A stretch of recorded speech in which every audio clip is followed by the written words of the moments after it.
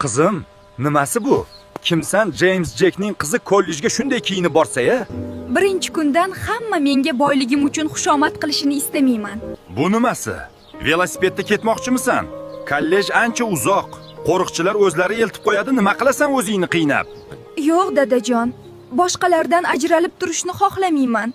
Keyin menga hamma soxta munosabatda bo'ladi. Seni oldin ko'rmagan ekanman. Yangi kelgansan shekilli.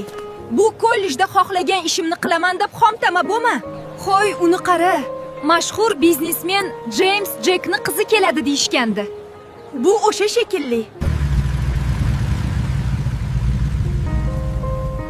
Qara, yur gaplashamiz. Siz James Jackning qizimisiz? Bizni kollejga kelishingizni eshitganimizdan beri intizorlik bilan kutamiz. Tanishinglar, bu yangi o'quvchimiz. U shaharchamizga yaqinda ko'chib kelgan katta tadbirkor James Jackning qizi.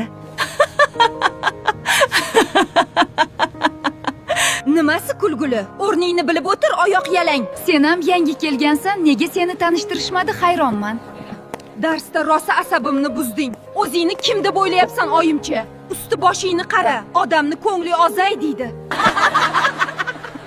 Qara, anavi seni oilangni avloddan avlodga o'tib kelayotgan olmos ko'zli taqinchog'i-ku. Sendan o'g'irlab olibdimi? Bu o'zimniki. Buvim sovg'a qilgan. Hech kimdan o'g'irlaganim yo'q. Bu yoqqa cho's. Hali senmi meni buyumlarimga tegadigan? Qaytar. U meniki. Buvim sovg'a qilgan. Qilgan ishing uchun hali afsuslanasan.